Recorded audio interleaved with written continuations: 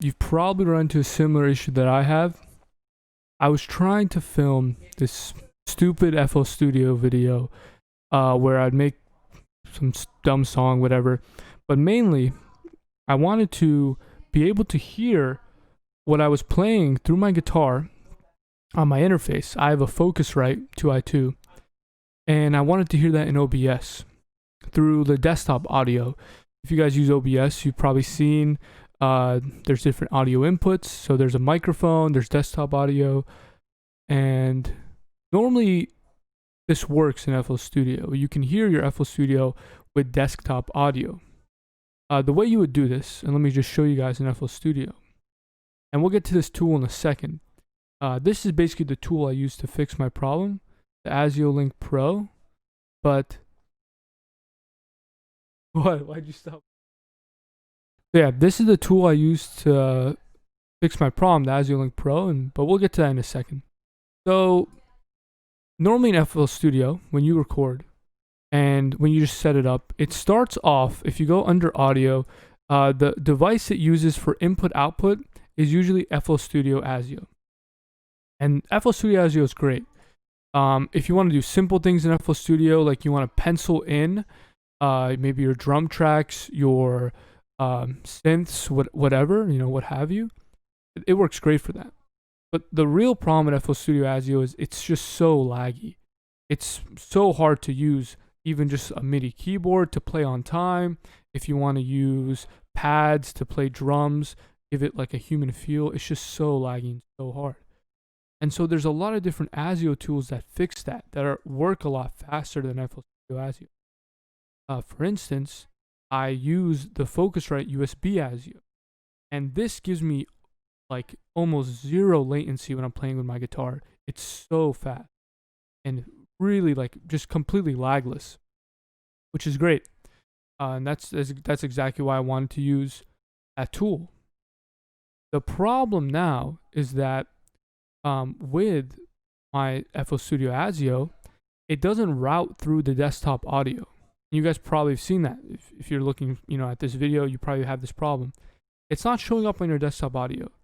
And the only thing that shows up on your desktop audio in OBS is FL Studio Asio.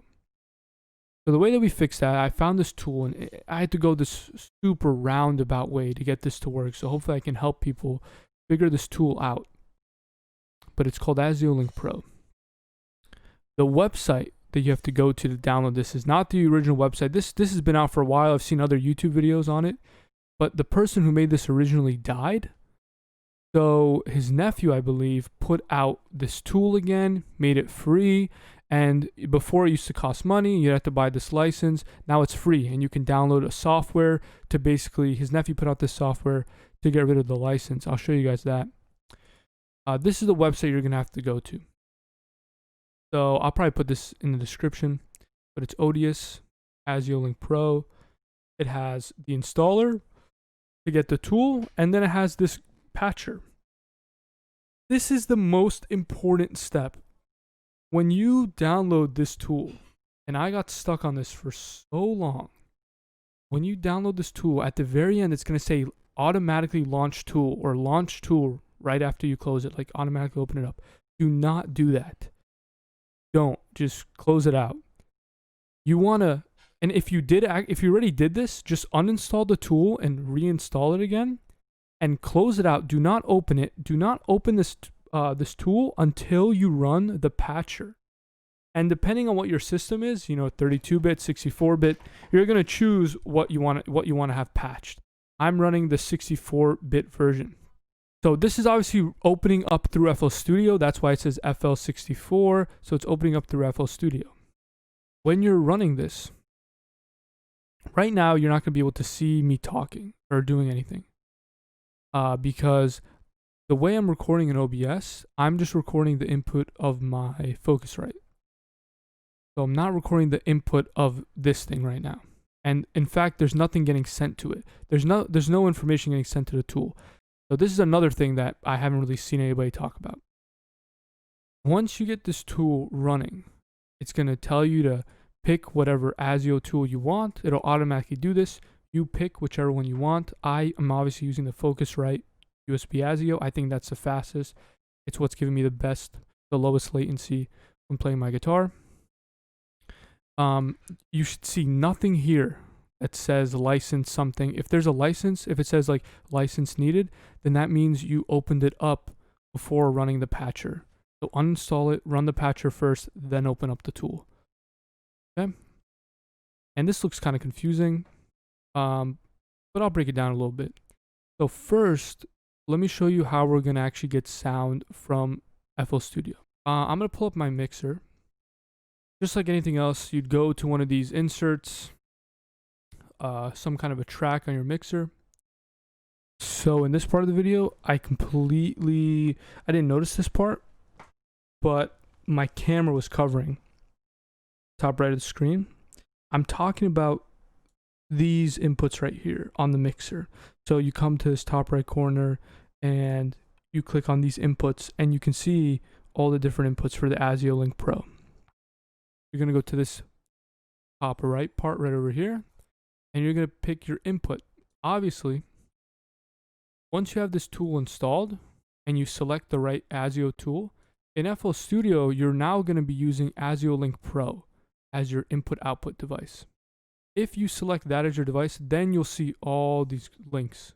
But I only really have 2 inputs. On my Focusrite 2i2, you guys might have the same thing. There's only 2 inputs.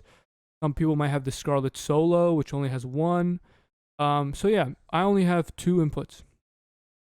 What you do, and this is a little bit weird, when you click input 1 and 2, this is going to show up, and you can see now I'm talking.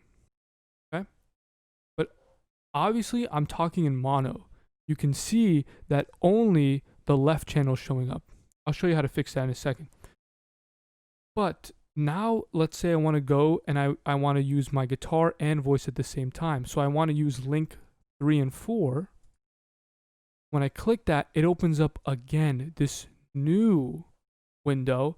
And you see now more boxes have showed up here on the in mix. You have more boxes now. So this is what you're going to do. This Asio driver in, this is the input of your interface. So my interface has 2 inputs, right? 1 and 2. On the first one, I have my microphone. But I obviously have a mono microphone. And right now it's only sending to link 1. What I'm going to do is I'm going to unlink this. The way you unlink it is you click on the middle, like, you know, at the very bottom of this red line. You can't click the middle of the line. You have to click the very bottom of it. And I'm going to drag a new line from 1 to 2. I forgot to mention this, but from this point on, all the audio you hear is from the tool, the Asio Link Pro. You guys will hear, but it's almost unnoticeable, the switch, and it sounds exactly the same to my regular input. And you see automatically, now I'm talking in stereo. Same thing, let's say I wanted to do some guitar. I can plug my guitar in to make sure this works, but I'm going to do the same thing. I'm going to drag 2, make it 3 and 4. And here, let me plug in a guitar. So there you go. So you see, now it's getting my audio and it's getting my guitar at the same time. This is the last step now. So this is all cool. It works. It'll automatically draw the lines for you. And most likely, that's all you have to change. You have to change these lines here depending on what you have. So now we know that it's sending our input to this thing called Asio InMix. Okay? The next step is in OBS. This is going to be weird, but we're no longer going to use desktop audio to record. We're going to use a microphone input to get all the sound, to get our voice, our instruments, our FL Studio audio, all of that all at the same time. So I'm going to show you now in OBS. This is going to look trippy. We're going to go to settings. So here in settings, we have our audio. Okay. And as you can see, at the beginning of this video, I was only recording with just my input from my Focusrite. You can obviously, once you get this set up, you can use this tool for the rest of your recordings. But obviously, if I'm playing like some kind of game or something, or I just want to talk to my friends on whatever, I'm going to use my analog 1 and 2 to record those stuff. But if I'm specifically doing something FL Studio related, this is where I'm going to change. So I'm using mic auxiliary audio 4. There's 4 different mics. You can pick either one. And you're going to pick whatever mix you're on. And I'll show you what that means. But whatever mix you're on, that's the audio that's going to show up in your OBS. So I've selected on mix 1. And you can see if I play the guitar.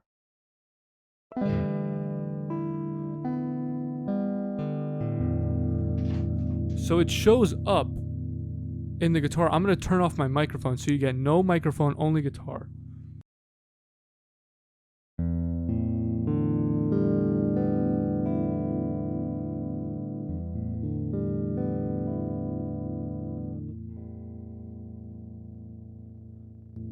So you can see my driver input was basically 0. So I turned it off, my mic, and only my guitar showed up. And you can see OBS, it was actually getting my guitar audio. So you're going to use mix 1, and that's how it's going to work. So to talk about this routing here, you can get super into this. I don't know. I haven't gone into the routing that much. It automatically does it, and it just seems to work, and I don't want to mess with something that's already working. But if you're interested, obviously, you can go through and figure it out and, figure out how that works. But the routing, we have, like I said, our driver in. This is your inputs from your device. Okay? Then we have the in mix. This is the links that show up here on FL Studio. So these different links. Okay? Right here. Oh, I didn't even notice that my camera was blocked. Let me move my camera. Here we go. So the links here. Okay? So obviously 1 and 2 are these. 3 and 4 are these. This is the mix channel. What's happening with the mix channel is we have a channel 2, which has all of our mixing in it. And we have a channel 1. So I'm using mix 1. It doesn't really matter what mix you want to use. You can probably add more mixes and stuff like that. And lastly, we have our outputs to our speakers.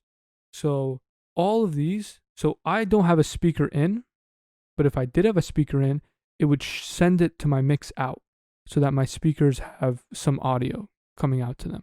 Okay? That's how it works. So pretty easy, pretty straightforward. Honestly, the only trick is basically using the patcher tool.